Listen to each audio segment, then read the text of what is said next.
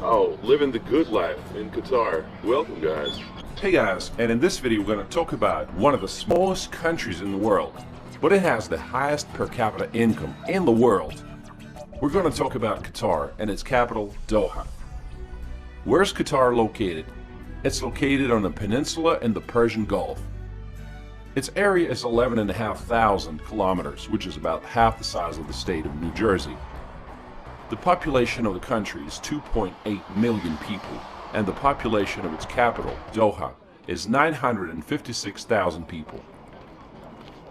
Today, Doha is known for its futuristic skyline and modern architecture inspired by Islamic design, such as the Limestone Museum of Islamic Art. Before coming here, I had this impression that everyone here must be extremely wealthy and that every other guy has a Ferrari. Well, of course, there's no shortage of luxury cars in the streets, as well as villas and yachts, but not to the extent that I was expecting. In fact, after 2 days, I only saw one Ferrari. Hi. Oh, hi! Welcome to Qatar! Thank you very much. Okay, goodbye.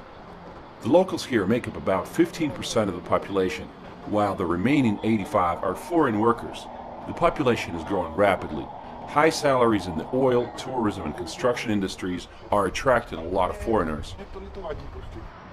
First, let's point out some cultural aspects. Qatar's legal system is a mixture of civil law and Sharia law.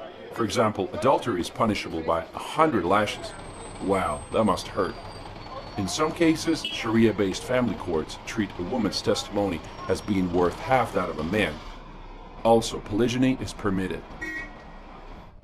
If you are in Qatar, you're one of us, says a sign urging tourists to dress modestly. And I agree, a little bit of respect will go a long way.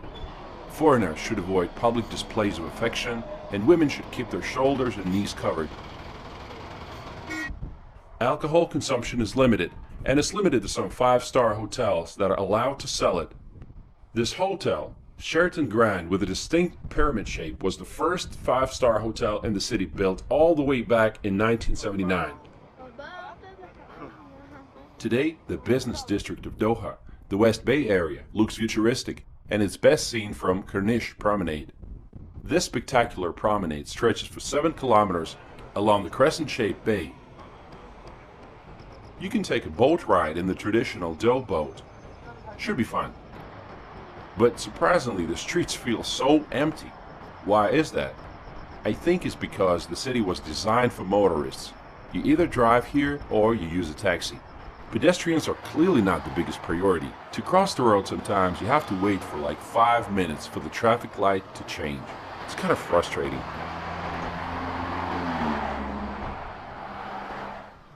What's the recent history of Qatar? In the 19th and early 20th centuries, Qatar was part of the Ottoman Empire. Later, it was under the Protectorate of Great Britain until it claimed its independence in 1971. Some 50 years ago, the main industries were fishing and pearl hunting. There is even a large oyster and pearl statue on the south end of the Corniche. But all of that changed once they discovered oil. Today, oil and gas industries account for 55% of the country's GDP. Qatar is lucky to have 1.5% of the world's proven oil reserves and 13% of the world's natural gas reserves. It's also the world's largest exporter of liquefied natural gas. Gas at the pump station is affordable. It's even cheaper than in the UAE, 45 cents per liter or $1.6 a gallon. The current Emir of Qatar is Tamim bin Hamad Al Thani, and you can see his portraits on many buildings. Actually, he's pretty young. He's just 39 years old.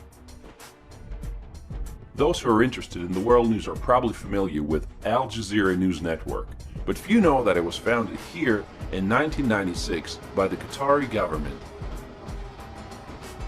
In June 2017, Qatar found itself in the middle of a diplomatic crisis when Saudi Arabia, along with Bahrain, Egypt, and the United Arab Emirates and some other countries, severed all ties with Qatar, claiming that Qatar was supporting some bad guys and military groups aimed at destabilizing the region. They closed off their airspaces, territorial waters, and land borders to Qatar. Saudi Arabia even wanted to go as far as building a water canal that would separate the two countries and actually turn Qatar into an island. Qatar denies all of those claims. It's politics, so it's gotta be controversial, so I'm not taking sides. Meanwhile, Qatar is in full swing preparing to host the greatest football event in the world, World Cup 2022. It's a huge responsibility. This will be the first World Cup ever to be held in the Arab world. Matches will be held at 8 stadiums. 7 of them are being built from scratch. But what about the alcohol restrictions, you might ask? What are the football fans going to do without beer? At the time of the championship, the sale and consumption of alcohol will be legalized, but mostly limited to fan zones. Because Doha has a hot desert climate and temperatures in the summertime can easily reach 50 Celsius. For the first time in history, the World Cup will be held in November and December. This in front of you is a giant statue of Ori, the oryx that was the mascot for the 15th Asian Games, which took place in Doha back in 2006. The stadiums will be connected by the metro, which was specifically built for the World Cup. The metro was opened in May 2019, and it's fully automated. For now, it has 3 lines and 37 stations, but eventually, Doha Metro will have 4 lines and around 100 stations for the entire network. Train cars have different classes: standard class, family class, and gold class. One trip in standard class costs about $50. If you decide to explore and just jump on the subway and travel a few stops away from the city center, the metro will be traveling above the ground, and all you can see from the window is the endless desert, road intersections, and oil refineries. Qatar is working hard to make it a popular tourist destination. They had 1.8 million international visitors in 2018. The cruise industry continues to grow at a rapid pace, with Qatar welcoming 31 ships in 2018, which was an 83% increase compared to 2017. At the same time, Qatar Airways operates a hub-and-spoke network linking over 150 international destinations from its base in Doha. So when you come to Doha, what are the sights? What are you going to do? Well, you can start off by visiting Qatar Cultural Village. It's a huge cultural city made in the style of old Arab buildings that has museums and galleries. There are a lot of sculptures and installations and a city beach. Another location you might want to visit is the Pearl of Qatar. Built on reclaimed land, it's a high-end luxury neighborhood that features Mediterranean-style yacht-lined marinas, luxury residences and hotels, as well as top brand-name boutiques, cafes and restaurants. Walk around the promenade and you'll see rows of yachts moored on the pristine water. You can also take a water taxi across the Porto Arabia Marina. I found it a bit strange again that there weren't too many people there, so it felt like being on a film set.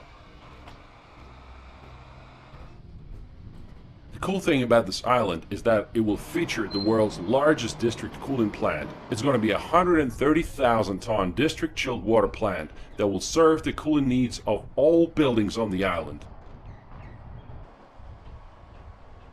This is one of the few areas in Doha where foreigners are allowed to buy real estate. As a bonus, they're automatically granted residency, which extends to the owner's family for the whole duration of the ownership.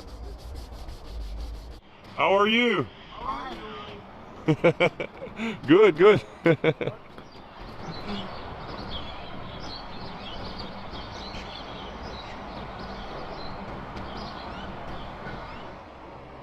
Just to give you a price range, a 2-bedroom apartment with sea view will be around $400,000 or $500,000. Doha will surprise you. The last thing that I was expecting to see was an 88-hectare park called Aspire Park, and it's the biggest in Doha. It's a huge park with fountains, a pond, and some workout spots.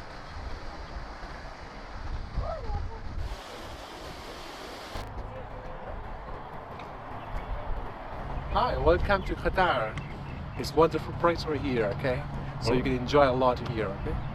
All right, best of luck.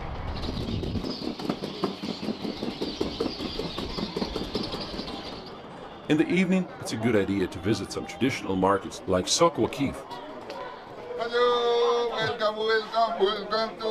How are you? Sharaftu. Welcome, sir. Welcome, mom. This is my favorite. Oh, your favorite? Yes. Wow. Because star is dark, on dark star is shining. I'm also dark, now shining. Thank you. Okay, I'm from India. You're from India, okay. Yes. It's a good place to shop for some souvenirs. It also has a lot of nice looking traditional architecture, and it gives you an idea what the city might have looked like many years ago. Prices are usually negotiable, so practice your bargaining skills. There are a lot of restaurants and shisha bars in the area. You know, it's a typical thing in this country to find a shisha bar and smoke some fruit-flavored tobacco. Across the road, you can visit Museum of Islamic Art. Calligraphy, Islamic patterns, jewelry and textiles from 3 continents make up its vast collection, with some of its items dating from the 7th to the 19th centuries. The population of the city is small, and the expat community is even smaller. New arrivals can easily make friends by taking up a sport or starting a conversation with the neighbors. Excuse me, is this a CrossFit training? No, just normal kind of boot camp training. Oh. Just like circuit training, boot camp stuff. Oh, cool. 30 seconds left. It's Warrior Fit. Warrior Fit? Warrior Fit? What's that? Yeah. A new gym opening in Laguna Mall. We do outdoor and then we'll do indoor once the gym's open. Awesome. Okay. We're just visiting for one day, so that's cool. Okay. Never mind. Nice to meet you. Thanks. Okay, last 10 seconds. Shopping malls seem like the obvious choice when you want to escape from the heat. One of the most well-known is the Venetian-inspired Villaggio Mall, which has over 200 stores. However, its indoor canal is the main attraction. Here you can take a gondola ride and look up at the painted blue sky with scattered clouds. Another popular shopping mall is City Center Doha. It's the largest in Qatar. It offers a large and diverse shopping experience, and it has a multiplex cinema, a bowling alley, and even an indoor ice skating rink. Some of the favorite activities for locals include camel racing, which take place in the wintertime and spring when the heat goes down. The country is surrounded by the sea, so water sports are a must. Safari tours to the desert with dune bashing and land cruisers are also popular. Are you a tourist? My name is Sophia. I'm a tourist from Boston, Massachusetts. All right, and what brings you to Qatar? Actually, a layover. I left Pakistan, Karachi this morning, and I got here 3 hours later. Now I have a 14-hour layover before I fly off to JFK. So my thought was come downtown, start at the National Museum of Islamic Art, get a kind of lay of the land from there, and then walk along the Corniche all the way to City Center, and then to the Pearl, the beach, and hopefully see a pretty sunset and do some shopping along the way. Oh, good. And then head back to the airport. Did you know much about Qatar before coming here? Literally nothing. Okay. I know the obsession with architecture and art, Right. and I know I have a lot of friends who are Islamic and who practice Islam, so I know that that's important here. And then I read about solo female travelers in Doha specifically, which was it's safe, dress appropriately, and be respectful. Right. So I thought I'll be fine. Awesome. Well, enjoy your time. Thanks. Thank Have a you. good one. Qatar has a staggering income and very few citizens. The income from oil enables the government of Qatar to provide its people with a number of social welfare benefits. These include free healthcare and housing paid for partly by the government. Education is free and scholarships are available to qualified students for study abroad or at the University of Qatar. The biggest challenge for Doha is the heat. Some local building companies have implemented various forms of cooling technology to alleviate the extremely torrid climatic conditions. Qatar is very safe, with low levels of even petty crime. Many people try to compare Doha with Dubai. Indeed, this comparison makes sense. Their starting points are very similar. Lots of oil money and the desert. Of course, Doha is not there yet, but the city is doing its best to narrow the gap. The construction is in full swing, and many new sites will be open for the World Cup. Knowing how much they want to impress the world, I think it can be done. Doha is another example of how, with the right strategy in mind and the resources to back it up, you can turn any place on planet Earth, even the desert, into a thriving city of the future. And what do you guys think about Doha and Qatar?